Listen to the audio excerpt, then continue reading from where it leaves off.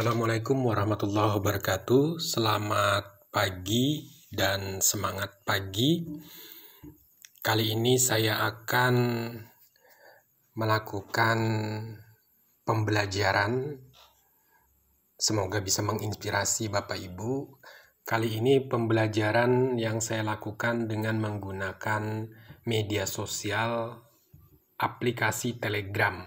Ya, ada 3 pilihan di sini. WhatsApp, Facebook, Telegram. Nah, kali ini saya akan mencoba Telegram, bagaimana mengajar dengan Telegram. Karena ini menarik fitur-fitur Telegram ini sebenarnya dari beberapa aplikasi yang lain. Saya akan mulai. Saya buka Telegram tentunya. Di Telegram saya mengelola banyak grup di sini. Saya akan masuk ke grup sekolah saja, ya. Saya akan lihatkan, atau saya ke grup-grup penggerak dulu sebelum saya masuk ke sekolah. Contoh ini di grup penggerak. Saat ini grup penggerak ini total 2.554 member, 189 online. Itu di bagian atas akan kelihatan. Jadi grupnya sangat besar, ribuan bisa. Ini yang membuat saya tertarik sebenarnya untuk memudahkan kita mengajar dalam jumlah yang sangat banyak. Kalau WhatsApp hanya sekitar 256 atau 57 orang, kalau ini bisa ribuan. Nah, kelebihan lain saya akan lihatkan fitur-fiturnya dulu ya. Ketika saya klik grup penggerak ini, ada beberapa fitur. Di sini ada member untuk mengetahui anggota, siapa admin, siapa moderator, itu bisa kita bagi nanti ya. Yang menarik di sini ada media. Ini kumpulan daripada media, baik itu gambar yang sejenis. Itu mulai dari grup ini pertama berdiri hingga saat ini itu ada semua di sini di koleksi ya, gambar-gambarnya. Sehingga ketika saya ingin membuka yang dahulu-dahulu di grup ini, pembelajaran yang dilakukan di grup ini, saya dengan mudah tinggal memilihnya. Meskipun suatu saat HP saya hilang misalnya. Kenapa? Karena memang media-media ini tidak tersimpan di handphone kita, tetapi tersimpan di servernya Telegram. Kemudian yang berikutnya itu adalah file. Nah, file ini adalah kumpulan file-file yang selama ini di-share di dalam grup ini. Sekali lagi, beberapa aplikasi ini saya ambil contoh, misalnya WhatsApp, itu dalam masa kurun waktu tertentu itu ada masa expirednya. Kalau ini tidak ada. Jadi saya ambil contoh, saya akan ke bawah, ini yang paling awal. Saya masih bisa mengakses yang bulan Februari ya. Bulan Februari. Karena memang grup ini juga baru ya. Kalau grup yang udah lama tahunan itu arsip yang terdahulu juga masih ada. Kemudian link. Link ini adalah daftar link yang pernah di-share di grup ini. Nah, jadi kalau kita dulu linknya apa? Ini aplikasi ini pas banget. Dia bisa mengoleksi link-link yang pernah di-share di grup ini. Suatu saat ingin kita perlukan kembali, itu dengan mudah bisa kita panggil. Kemudian yang terakhir ini voice message. Ini rekaman audio di dalam kegiatan ini. Ya, jadi kita mau buka kembali audio-audio yang pernah di-share di sini itu dengan mudah ya. Saya akan bukakan fitur daripada admin. Saya klik fitur admin, bisa mengganti ini semua termasuk foto profilnya.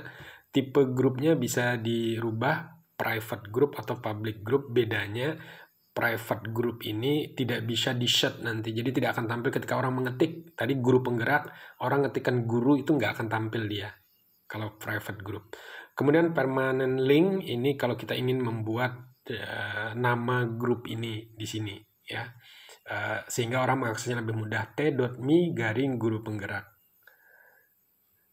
Nah, permission. saya bisa membatasi. Saya ambil contoh ini permission. Saat ini di grup ini semua orang boleh mengirim message, tetapi tidak semua orang bisa mengirim media, tidak semua orang bisa mengirim stiker, mengirim poll, embed link. Tetapi semua orang boleh menambahkan user, semua orang tidak boleh pin message, change, chat info. Kemudian untuk slow modenya off, artinya tidak ada jeda antara pesan yang pertama dengan pesan kedua yang dikirim oleh seseorang. Ini, ya. Kalau saya ingin aktifkan send media, maka tiap orang nanti bisa mengirim gambar. Nah, ini hanya admin saja yang boleh mengirim gambar. Saya akan lihatkan admin. Nah, ini adminnya. Ya. Nah, kemudian saya ambil contoh admin. Contoh admin, saya cek misalnya adminnya Pak Catur. Pak Catur ini di sini standarnya change group info tidak, add new admin tidak. Ini standar ini, ya. Tapi dia bisa mendelete message, memblacklist user, invite user via link, pin message itu bisa. Jadi kalau saya ingin aktifkan ini, maka Pak Catur juga memiliki kemampuan untuk melakukan itu, ya. Oke, kemudian member sudah, ini recent action yang sudah dilakukan. Itu fitur-fitur dari admin, ya. Nah, sekarang bagaimana mengajarnya, ya. Nah, ini contoh prosesnya. Saya menanyakan di sini, kira-kira teman kita diskusi selanjutnya apa yang menarik? Ada yang menjawab digital learning, aplikasi yang dibutuhkan, dan seterusnya. Jadi di sini bisa gambar, audio, video bisa kita share di sini untuk interaksi dengan peserta. Ya, saya akan uji cobakan nanti di grup yang ini. Nah, ini. Oke, di sini saya sebelumnya sudah memberikan ini polling. Ini saya memberikan polling karena di sini ada 2 kelas yang saya ajar sekaligus, ya. Pilih kelas Anda dan pastikan Anda salah pilih. Nah, ini MIPA 6, MIPA 7, ya. Nah, fitur daripada Telegram itu ada fitur nih, kalau saya buka di bagian bawah di samping message ini itu ada melampirkan. Ketika saya klik melampirkan, itu di paling bawah itu ada pilihan galeri, foto, file. Saya bisa melampirkan file apapun di sini untuk di-share kepada peserta didik. Location. Nah, yang menarik ini ada poll. Kalau saya klik poll, ini ada pilihan anonymous, ya, voting. Jadi saya bisa voting, minta siswa ini bagusnya seperti apa. Nah, mereka apa saya voting, mereka akan menjawab. Tetapi kita tidak mengetahui siapa yang menjawab apa, itu tidak ketahuan. Tetapi kalau ini saya matikan, maka voting yang dibuat ini nanti akan terlihat. Yang menjawab iya siapa, yang menjawab tidak siapa. Kalau ini aktif, yang bawah multiple answer, ini maka tiap siswa boleh menjawab beberapa kali. Jadi dia bisa satu voting itu bisa dijawab lebih dari 1 kali, dia boleh, ya. Kemudian quiz mode ini yang menarik. Ini kalau saya aktifkan, maka nanti di multiple choice pilihannya, nanti saya akan lihatkan contohnya. Ini akan terlihat, ya, akan terlihat. Ini saya ambil contoh, ya, di sini misalnya. Ini jawabannya A, pertanyaannya di sini, ini pertanyaan misalnya di jawabannya A, ini B, misalnya. Nah, kuncinya itu adalah B. Nah, nanti siswa menjawab, ini interaktif, ya. Nah, ini menarik. Ini hanya untuk menguji pemahaman, tapi kuis di sini keperluannya bukan untuk mengetahui untuk ujian, bukan. Tetapi di sini lebih kepada untuk menghidupkan suasana pembelajaran saja sebenarnya di dalam kelas. Sebagai contoh di sini, saya bertanya, saya lampirkan ini. Saya minta siswa mempelajari daftar pertanyaan penilaian resiko pribadi tentang COVID-19. Jadi ada sebuah instrumen, ya, atau kuesioner yang akan dijawab oleh responden. Responden hanya menjawab iya atau tidak. Saya pergi keluar rumah, ya, tidak. Dan ada 21 pertanyaan, dikelompokkan menjadi 3 kategori. potensi tertular di rumah, potensi tertular di dalam rumah, dan daya tahan tubuh imunitas ya. Nah, dari jumlah pertanyaan ada 21, kalau dia menjawab iyanya 0 sampai 7 resikonya rendah. 8 sampai 14 resiko sedang, resiko tinggi. Tugas ini dibuat siswa dengan menggunakan online ya. Jadi penugasannya sebenarnya ada di Google Classroom, atau mungkin saya lihatkan dulu petugas di Google Classroom-nya. Oke, ini saya buka Google Classroom-nya. Misalnya saya bukakan ini. Di classwork ini banyak sebenarnya. Saya buka yang ini penugasannya ya.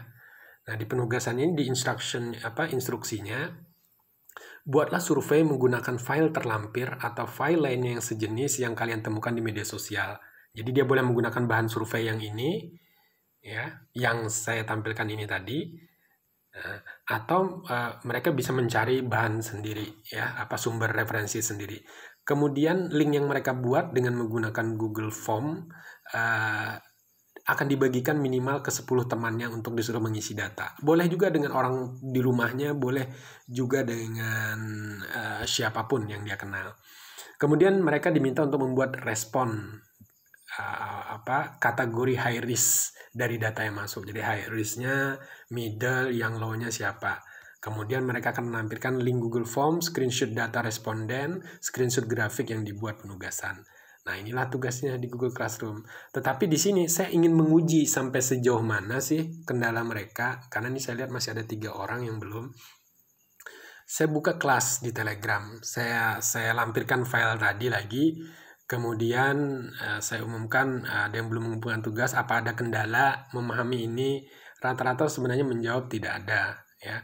Kemudian saya sampaikan, oke, kalau begitu saya akan menguji kalian, menguji pemahaman. Ini uji pemahaman saja. Jadi pertanyaan seperti ini dalam bentuk kuis di Telegram ya. Untuk mengetahui berapa banyak responden yang menjawab ya pada kuesioner tersebut di atas tentang COVID-19 secara efektif dan efisien, fungsi Excel atau spreadsheet mana yang paling tepat untuk digunakan. Nah, ini sudah ada yang menjawab 36 siswa ya, dari 52 kelas ini.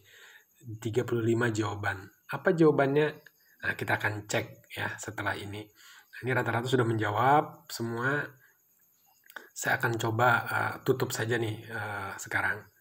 Saya akan kasih tahu dulu dengan anak-anak. Ini saya tahan, saya replay. Polling saya tutup. Nah, saya beritahukan dengan anak-anak polling saya tutup. Kemudian saya klik di sini stop quiz. Saya stop quiznya. Nah, hasilnya 97% menjawab count if. Tapi ada 3% ini yang menjawab if then else.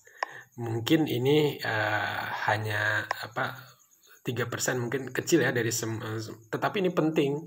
Mungkin dia tidak memahami soal yang saya maksudkan ini dengan benar, atau mungkin memang pemahaman yang salah. Nah, ini harus kita tindak lanjuti. Sekarang saya akan jawab. Baik, ada sekitar 3%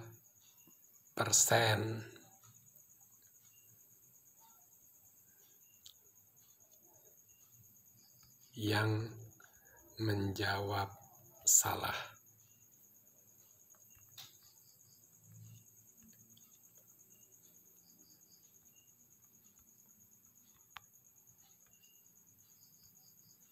Kurang konsentrasi.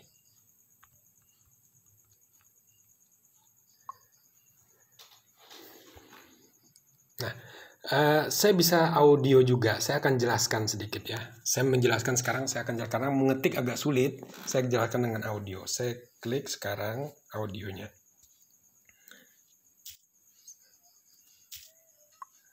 Nah. Oke, ini saya hapus dulu. Baik, terima kasih sudah memberikan jawaban dan rata-rata sudah bagus jawabannya. Saya ingin sedikit mempertegas bahwa jawaban yang benar itu seperti yang mayoritas kalian jawab, yakni COUNTIF ya. Jadi fungsi COUNTIF ini untuk menghitung jumlah ya. Jadi dalam hal ini, dalam kasus ini untuk menghitung jumlah ya atau menghitung berapa jumlah ya atau berapa jumlah tidak. Jadi COUNTIF ini bentuk umum fungsinya adalah COUNTIF buka kurung rank ya.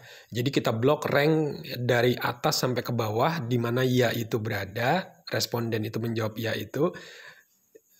Misalnya ada 2000 data, maka kita blok sebanyak 2000 data, kemudian koma atau titik koma separatornya, baru kita kasih tanda petik tuh ketikan ya. Kalau ya-nya huruf besar semua waktu kita memberikan itu di Google Form, maka nanti waktu mengetiknya ya-nya itu huruf besar. Kalau y-nya depannya saja huruf besar, berarti y-nya depannya huruf besar, diapit tanda petik 2. Nah, dengan seperti itu, nanti dia akan menghitung berapa jumlah ya.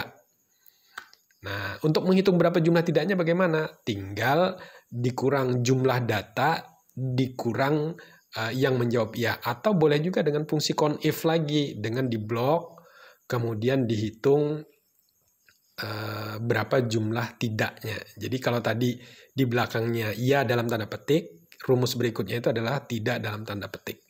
Nah, jadi itu sedikit penjelasan singkat tentang soal di atas. Nah, sekarang saya kirim audionya. Nah, audio ini akan masuk di dalam arsip ya. Jadi dia masuk di dalam file voice message. Nah, ini voice message yang baru saya kirim tadi. Jadi kapanpun siswa mau membuka, meskipun ini sedang offline, dia tidak terhubung, tidak ada paket data lagi habis misalnya, dia masih bisa mempelajari ya. Jadi saya coba balik ke sini. Ini kalau saya play. Baik, terima kasih sudah memberikan jawaban dan rata-rata sudah bagus jawabannya. Saya ingin sedikit mempertegas bahwa jawaban yang benar itu seperti yang mayoritas kalian. Oke, jadi saya bisa mengajar dengan menggunakan teks. Saya bisa mengajar dengan menggunakan audio, saya juga bisa mengajar di sini dengan memberikan berupa file-file digital untuk dipelajari mereka.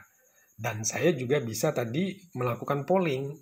Saya juga bisa melakukan semacam kuis ringan lah ya, untuk mengetahui pemahaman siswa.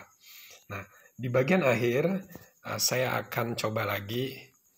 Baik, saya akan berikan kuis sebagai pengantar tidur kalian.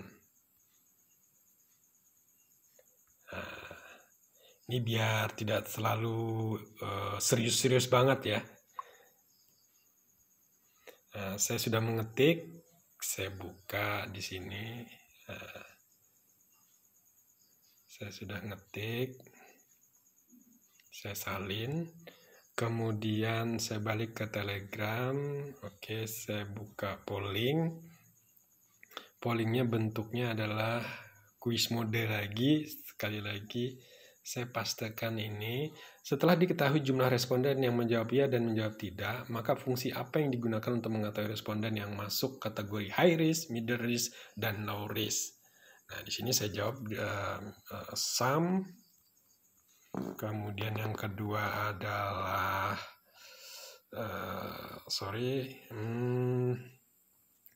count.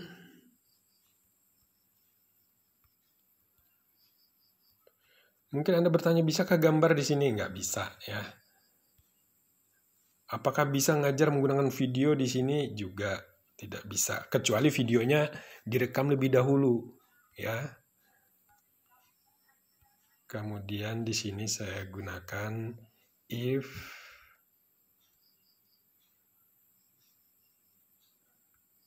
dan else. Saya ketikkan serupa karena fungsi ini beda-beda ya, di Excel atau di ini beda ya. Oke. sejenis. Saya ketikkan sejenis. Artinya sejenis if then else. Karena di sini dia hanya menggunakan fungsi if saja sebenarnya. If jamak ya. Oke, jawabannya adalah kali ini menggunakan if then else sejenis ini ya. Oke, quiz mode saya kirim lagi sekarang. Nah, kita akan lihat di sini pertama belum ada yang menjawab, kita lihat apakah sudah ada yang menjawab, kita tunggu. Nah, sambil ini berproses, sekali lagi Anda bisa mengisi ini gambar di sini, bisa disisipkan GIF, gambar, stiker, atau gambar yang murni bisa disisipkan di sini. Sekali lagi ada galeri, kemudian file, location, dan poll. Poll ini bukan polling murni, tapi pollingnya bisa difungsikan juga sebagai quiz sebenarnya ya, quiz mode. Tapi memang terbatas fungsinya. Nah, ini sudah ada yang menjawab satu orang. Nah, kita tunggu saja ya. Kemudian saya akan lihat di grup yang lain.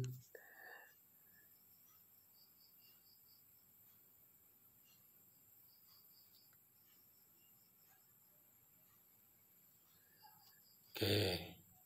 Maksudnya digital learning ini apa? Biar persepsinya sama.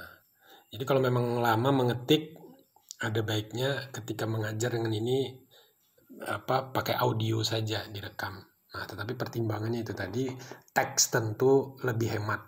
Nah, kenapa saya buatkan ini juga sebenarnya, saat ini guru-guru, dosen itu lagi demam dengan video hangout atau video streaming, video conference, baik itu menggunakan YouTube streaming, menggunakan Webex, menggunakan Zoom, dan menggunakan Google Meet atau menggunakan CloudX ya. Tapi kalau khusus platform itu saya lebih senang biasanya menggunakan Google Meet. Tapi semuanya itu sekali lagi akan menguras kuota Anda dan kuota siswa Anda. Mungkin kalau Anda hanya satu mata pelajaran ya, tetapi kalau siswa itu akan menguras berapa sekian mata pelajaran yang dia ikuti. Jadi kebayang kalau semua orang berlomba-lomba dengan menggunakan video hangout. Nah, kenapa saya menggunakan Telegram mengajar ketimbang yang lain dalam hal ini? Ini hanya alternatif sebenarnya ya, hanya alternatif.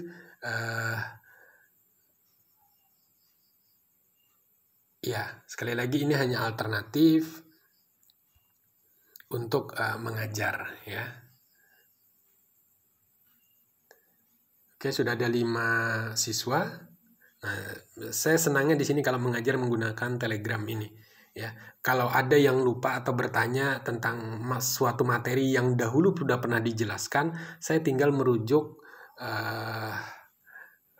misalnya di sini ketika ada yang bertanya, saya tinggal merujuk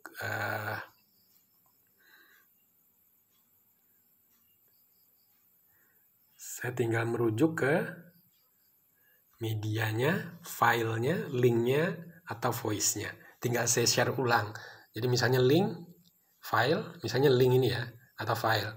Saya tinggal file ini saya klik, saya forward kembali ke grup. Jadi file itu bolak-balik di situ saja dan tidak menyita kuota saya ya. Minim sekali kuota. Nah, jadi di antara beberapa media sosial yang saya recommended untuk proses belajar mengajar yang cukup bisa diatur. Kenapa saya katakan bisa cukup diatur? Salah satu fiturnya contoh ini. Ada pertanyaan lagi banyak yang ngetik ini. Saya mau hentikan ini. Jadi kalau saya memberikan pengumuman, ini kan saya baru memberikan pengumuman ya, supaya mereka tidak bisa berkomen sama sekali, saya tinggal klik, saya admin, permissionnya saya matikan, send message.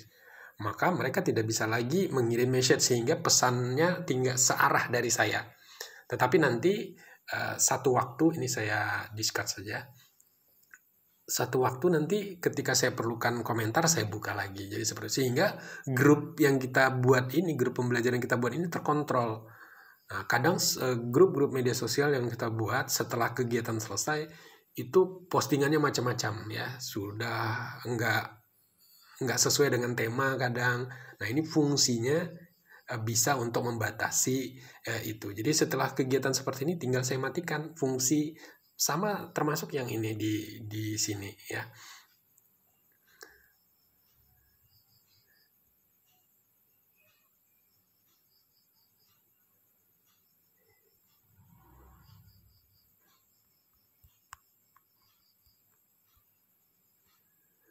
Ini salah satu kelemahannya. Jadi tadi banyak pilihan ya. Kalau dia salah pilih di antara 7 tadi,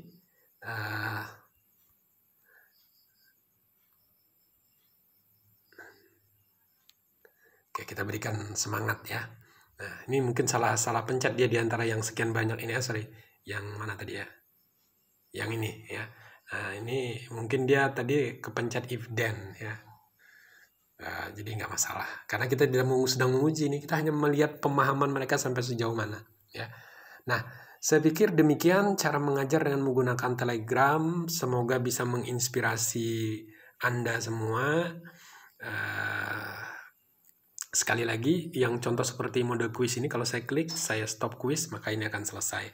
Kalau saya klik pin di sini, ini saya pin ya, saya pin, maka semua member itu akan menerima karena dia langsung ada di atas. Jadi ketika member nanti membuka, dia akan diberitakan bahwa ada pesan yang disematkan di bagian atas untuk segera dibaca.